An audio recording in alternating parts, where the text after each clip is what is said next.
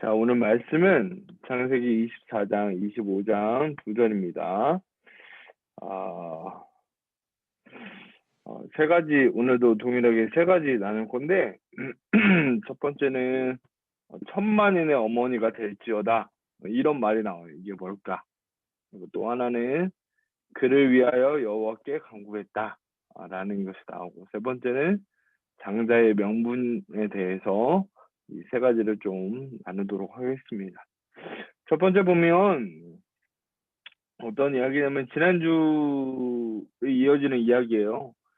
아브라함의 종이었던 엘리에셀이 이삭의 아내 될 사람을 이제 찾으러 가는 내용이고, 그 여인을 이제 만나는 내용이 24장에 계속해서 나오게 돼요. 이 리브가라는 여자를 만나고, 그리고 그 이후에 어떻게 되었는지를 이제 28절부터 이야기하고 있는데, 리브가의 인도함을 따라서 이 아브라함의 종이 그동안 있었던 일들, 기도했던 것들, 아브라함이 명령한 일들을 이야기합니다.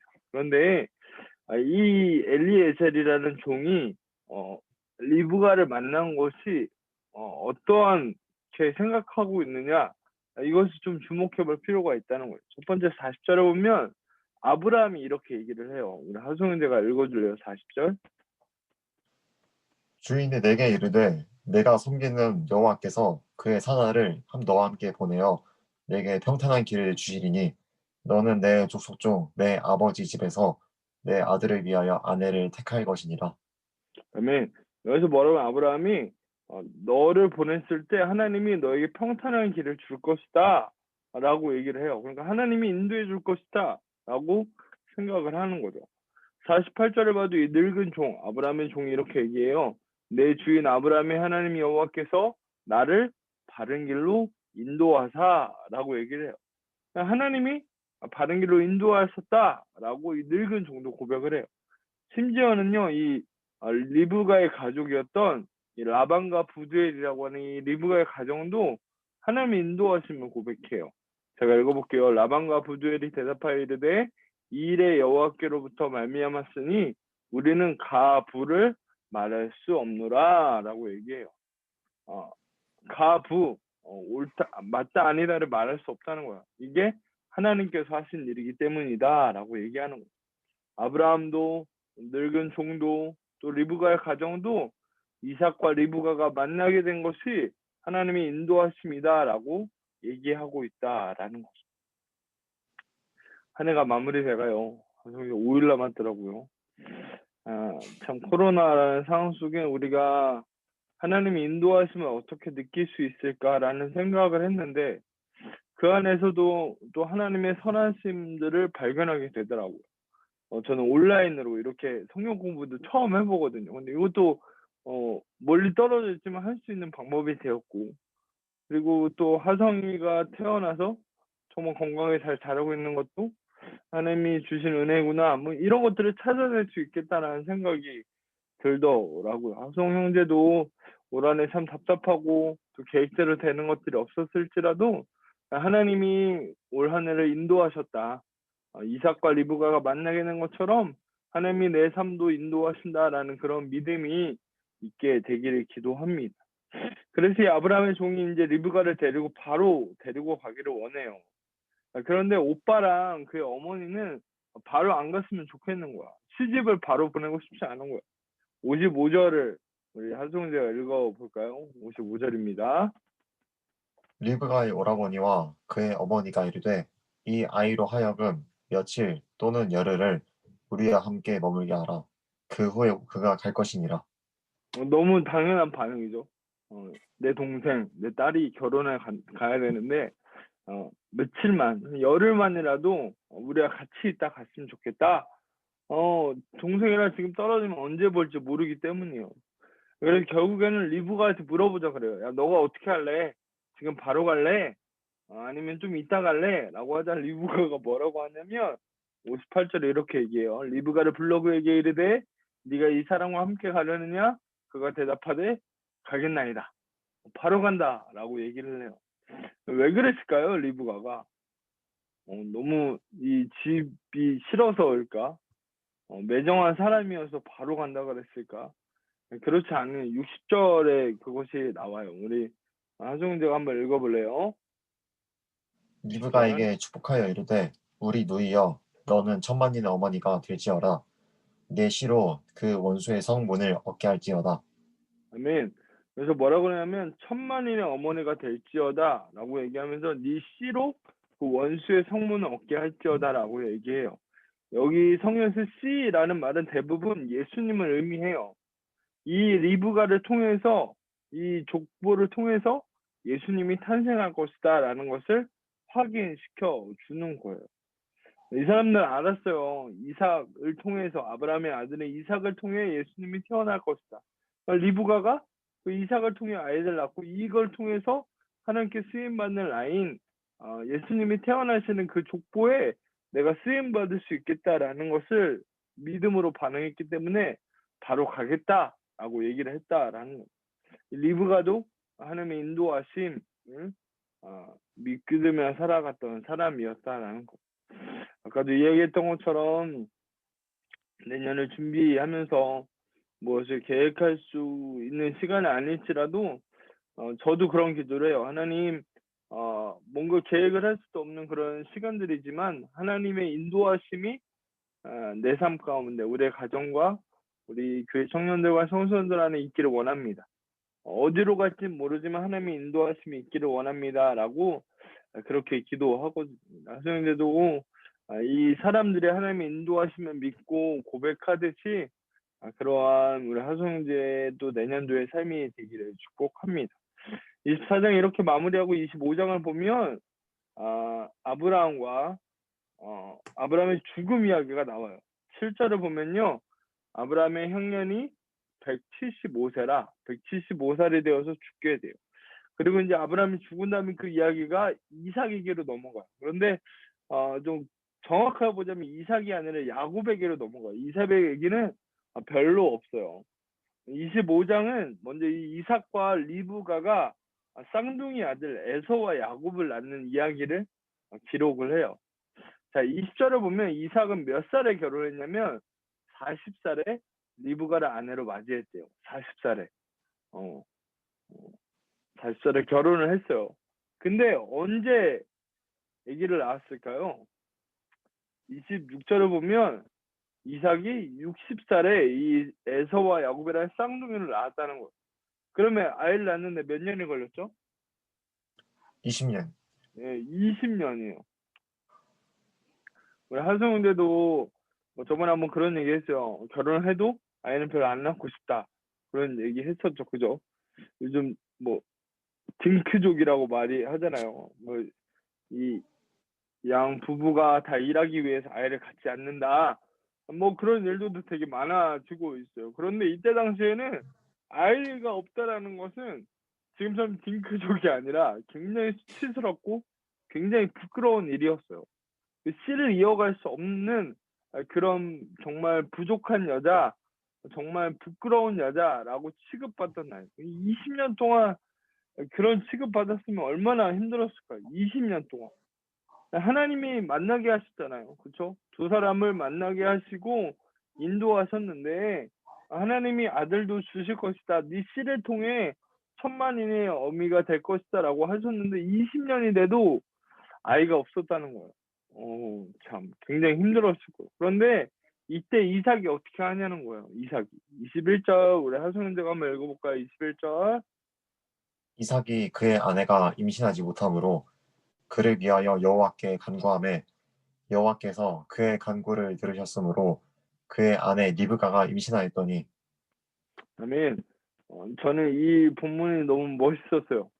아내의 임신하지 못한 그 고통을 위해서 하나님께 기도했다는 거. 하성이들 결혼하게 되면 아내를 위해 기도할 수 있는 그런 남편이 되기를 축복합니다. 아내와 그 아픔, 가정의 문제를 가지고 하나님께 기도하자 여호와께서 그의 간구를 들으셨다라고 얘기를 해요. 그리고 임신을 했다라고 얘기를 해요. 20년이 지나면 포기할 수도 있잖아요. 그렇죠? 그런데 포기하지 않았어요. 하나님의 약속을 의심할 수도 있었지만 아마도 아버지의 영향이 있지 않았을까? 아버지도 자기를 25년 만에 가지셨으니까 하나님의 약속이 반드시 이루어진다라는 믿음을 가지고 하나님께 기도했다라는 거예요. 여러분, 하나님은 참 좋으신 분이에요. 제가 35년을 믿어왔지만 하나님은 참 좋으신 분인 것 같아요. 하나님에게 자녀들에게 좋은 것을 주시는 분이라는 거죠. 우리 살다 보면 우리 예상과 다르게 힘들고 이 사람 만난 거 20년 동안 아이가 없는 문제지만 여러 가지 문제와 아픔을 겪을 수 있을 텐데 그때마다 하나님께 기도하는 그런 하송 형제가 되어지기를 축복합니다. 그러면 하나님이 기도를 들으시고 응답하여 주실 겁니다. 자, 마지막 세 번째는 팥죽 사건이에요. 팥죽 사건. 한 번쯤은 들어봤죠? 팥죽. 에서와 야곱의 팥죽 이야기. 들어봤나요? 이야기의 배경은 이래요. 이 야곱과 에서가 있는데 형인 에서는 사냥을 좋아해요. 이렇게 털도 많고 몸도 붉고 이런 사람인데 야곱은 집에서 집안일하는 걸 참 좋아하는 사람이었어요. 어떤 날 이제 사냥을 좋아하는 에서가 들에서 사냥을 하고 돌아왔어요. 그래서 자전거 타고 돌아오니까 배고팠죠. 뭔가 활동하고 그러고 나면 배가 고프잖아요. 그래서 집에 들어왔는데 너무 맛있는 냄새가 나는 거예요. 그래서 가봤더니 동생 야곱이 팥죽, 정확하게는 팥죽은 아니고 성경은 붉은 죽이라고 얘기를 해요. 팥죽이 아닐 수도 있어요. 붉은 죽을 끓이고 있는 거야. 배가 고파갖고 좀 달라 그런 거야. 죽을 좀 달라라고 하자 이 야곱이 딜을 해요. 자, 31절 우리 하성자 한번 읽어주세요. 시작. 야곱이 이르되 형의 장자의 명분을 오늘 내게 팔라. 아멘. 좀 치사하죠, 그렇죠? 그냥 팥죽 한 그릇 줄 수도 있는데 형의 장자의 명분을 나한테 팔라라고 얘기를 해요. 이 야곱은 늘 장자의 명분을 탐내고 있었어요. 그게 무엇이었길래 탐을 냈을까?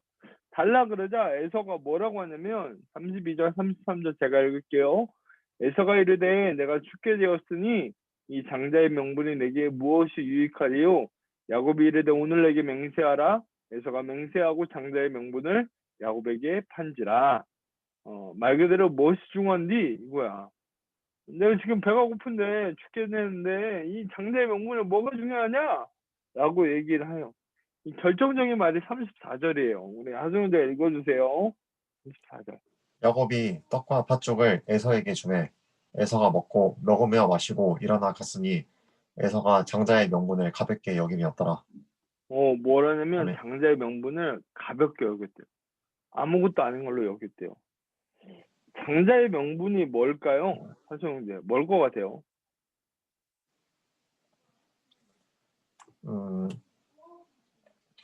약간 왕 같은 분들이 있을 때 이제 그 자리를 바로 이렇게 물려갈 수 있는 약간 포스트 약간 이런 느낌? 좀. 네. 그러니까 뭐 이렇게 권세도 받고 그쵸? 근데 네. 보통 장자권 하면 당시에는 이 첫째 아들에게 재산을 줘요. 재산을 2배로 줬거든 성경에는. 그래서 재산권이라고 생각할 수 있는데 나중에 이야기를 보면 이 아버지 이삭의 재산은 누가 가냐면 에서가 가져요. 야곱은 삼촌 집으로 도망가기 때문에 재산을 하나도 못 가져요. 그래서 재산권은 아닌 것 같아요. 제가 이 말씀 묵상하고 공부하면서 깨달은 건 뭐냐면 결론적으로 얘기하자면 장자의 명분은 예배 인도권이에요. 그러니까 한 가정에서 예배를 인도하고 예배를 집례할 수 있는 권한이 이 장자들에게 있었다라고 얘기를 해요. 야곱이 이걸 탐낸 거야. 너무 예배를 인도하는 게 너무 좋은 거야.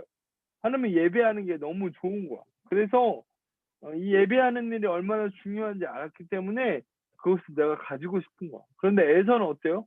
가볍게 여겼대요. 그게 뭐가 중요해? 라고 생각했다는 거. 붉은 죽, 팥죽 한 그릇보다 못한 게 이 예배를 인도하는 권세, 장자권이라고 생각을 했다라는 거. 예배에 대한 마음이 야곱과 에서가 달랐다라는 것을 이야기하고 있다라는 거.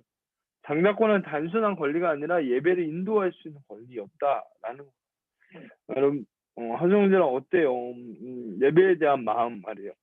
코로나 때문에 예배에 대한 생각들을 참 많이 하게 돼요. 우리가 모여서 예배하지 못하더라도 우리는 하나님을 예배해야 하는 사람들이잖아요. 내가 하나님을 어떻게 예배해야 하고 예배를 향한 마음, 하나님을 향한 내 예배의 태도와 마음이 어떠한지를 한번 생각해 보아야 한다라는 거죠. 에서처럼 아무것도 아니야. 그냥 붉은 죽 하나에도 팔 쏴버릴 수 있는 그런 가벼운 것으로 여길 것인가, 아니면 정말 내가 정말 치사하고 나쁘지만 그렇게 탐을 내서라도 가지고 싶어하고 하고 싶어하는 일이 예배인가, 이런 것들 한번 묵상해 볼 수 있는 것이 파축 사건에 담겨져 있다라는, 그만큼 사모하고 원했다라는 거죠. 우리 하정 형제와 제가 이런 야복과 같은 예배에 대한 마음이 있게 되기를 축복해요. 그래서 2021년도에 정말 하나님이 원하시는 예배자로 또 그렇게 살아가는 그런 저와 하정 형제가 되기를 축복합니다. 한 주간도 좀 말씀 묵상하시고 제가 순종할 수 있는 것들 한번 생각해 보시고, 다음 주로도 26장, 27장 두 장을 한번 읽어보도록 하겠습니다. 예. 그래서 이제 어쩐지 좀 나눠줄래요? 오늘 공부하면서 피드백 좀 해줄래요? 그 파충 얘기를 초등학교 때 이미 들었었거든요. 예전에. 그쵸. 초등학교 한번 때 들어보죠. 들었었는데 그때 어, 근데 그때 뭐지? 그냥 내가 이제 뭐지? 내가 첫째 하게 해줘라고 했을 때 애서가 그냥 그래 네가 해. 약간 이랬잖아요. 그래가지고 저는 그때는 그게 무슨 뜻인지 잘 몰랐는데 오늘 말씀을 듣고 나니까 그게 예배에 대한 인도였구나. 약간 이렇게 생각을 하게 되었고, 약간 야곱이 뭐 재산이나 이제 서열이나 이런 거를 원했다기보다는 그 맞아요. 다른 것을 원했구나. 약간 좀 이런 생각을 좀 하게 됐어요. 음, 저는. 저도 이 말씀이 그렇게 보이니까 되게 새롭게 느껴지기는 하더라고요. 이 예배에 대한 그런 탐내는 거였구나. 다음 주에 축복관을 볼 거예요. 축복관. 그것도 또 새로운 그런 생각으로 한번 묵상해 보도록 합시다.